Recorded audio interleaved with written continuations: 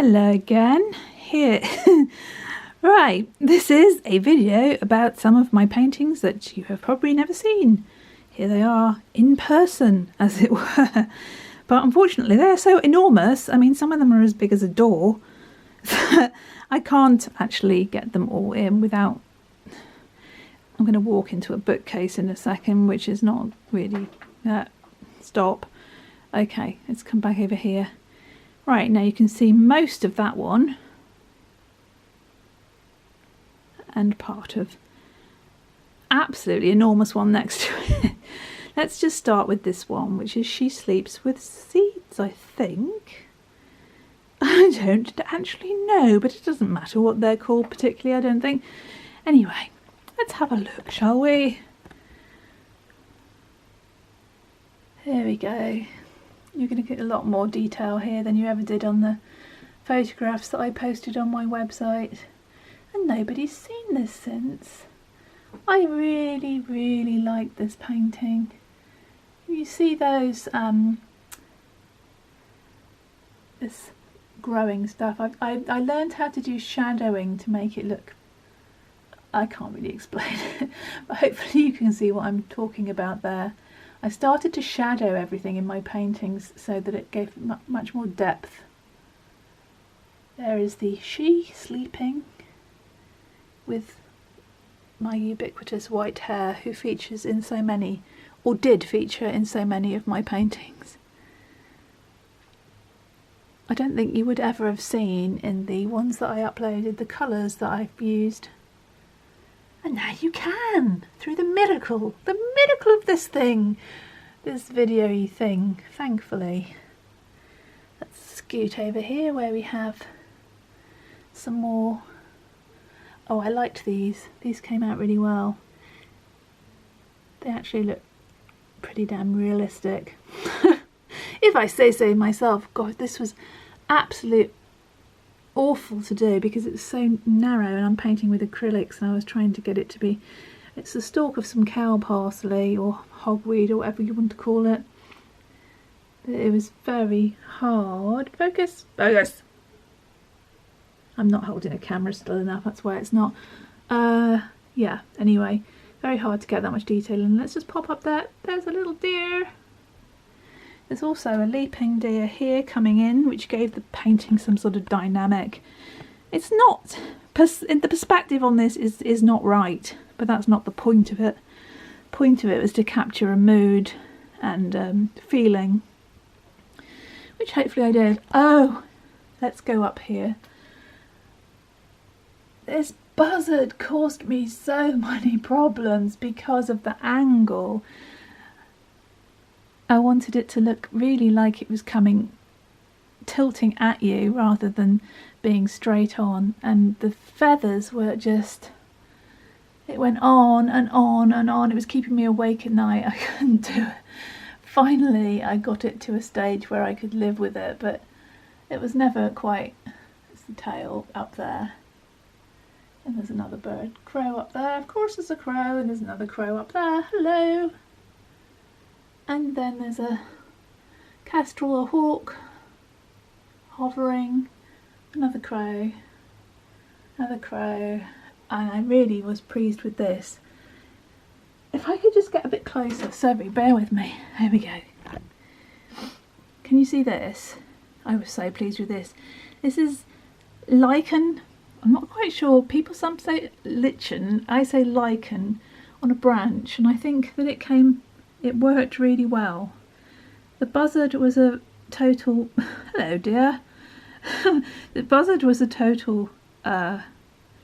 pain to get right because I just couldn't do it, but eventually I got there. But this came right pretty quickly and I'm really pleased with it. You can see it better from a distance probably, and in the background you can see the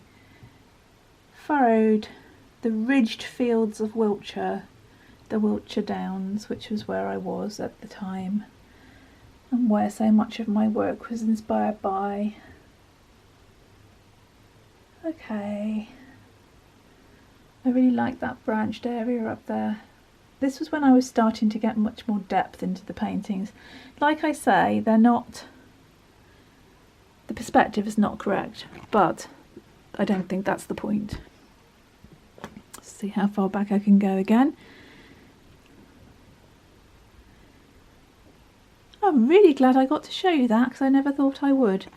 Right, should we have a look at this next one? I think this is going to be virtually impossible to get all in, because it's massive. It's massive and really, really, really heavy. This is... Somebody said this is very dark. I don't think it is at all. I think it's very powerful, if I may say. In the same way that I think my man in the Torn Sky and Wild Edge painting is powerful and not dark. Depends on your perspective. Lots of crows, all going back into... Some of them are far away. There's a kind of a twilight, otherworldly light here. This was meant to be me. Clearly not an accurate self-portrait. It is like a suggestion of the spirit to me, I think. Well, I know it is. And this was my favourite tree on a Wiltshire hill, which I copied because I was in love with this tree, and still am. I just don't see it anymore, unfortunately. The point of this was that underneath the wild ancient land of Wiltshire there were the bones of all these creatures that had lived there. The white horse obviously was symbolic of the white horses that are carved into the chalk there, but they're sort of all the animals that have been I wish I prepared things before I made videos, and I wouldn't lose words all the time. I'm so sorry. Yeah, the energy of the creatures that live on the land and are within the land forevermore. Their energy. And right in the centre, which goes up into me, is the adder, which goes, you see that, it follows up into me. Into my energy, blending with the energy here, and there's a badger skull and the hair and a badger, I think that's a badger skeleton, and a deer and skeleton of a bird and the white horse. So yes, that's quite a... I think you can read into any painting whatever you want. I'm just telling you what it did. I don't think about these things too much when I'm doing them. They just come to me as something that needs to be expressed. I'm not trying to pin something down that much. I just do it. And it's hard to remember afterwards exactly what state you were in. I consider my art to be a magical process, and I don't know where I am when I'm doing it. I completely lose time. I am absolutely in it. So whatever wants to come through comes through. There are some elements that I deliberately put there, like the hawthorn tree that I had the relationship with, and I wanted there to be a representation of myself there, but and all the animals of the land. But besides that, it is what it is, really. It's just a magical piece. Take from it what you will. So those are those two. Now, in order for me to show you any of the other ones, I'm going to have to swing my camera around in a really alarming way, and I don't really want to be sort of doing a house tour. That's not the point at all. So if I just go, ha, you can see this one, which is on top of the bookcase. This is a very different one because I was playing with perspective and shapes. And I think this one's called They Sleep With Seeds, but I can't get close to it because it's right at the back of the bookshelf and it's quite high up. But anyway, I think it needs to be seen.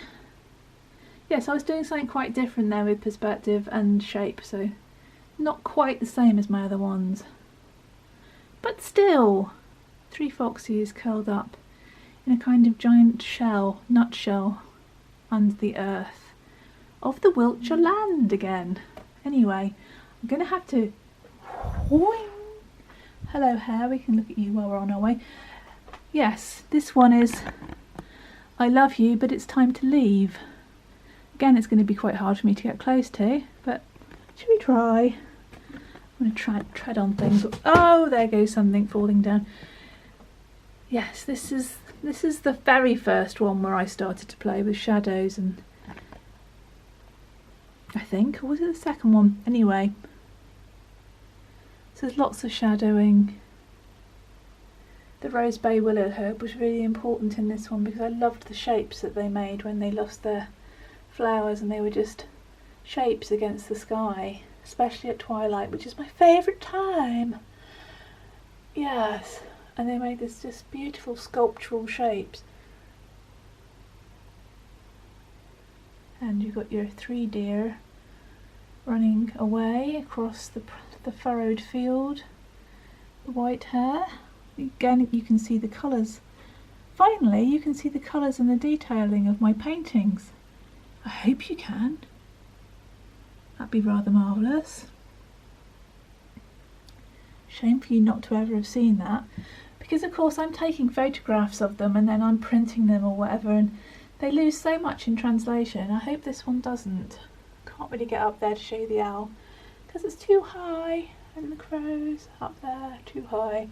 But the main thing is really that I like to show you that my paintings are made up of so many different colours and blends to try and create a certain atmosphere, which is usually a twilit, dusky atmosphere, which is just my favourite thing, which I've already said, so let's shut up.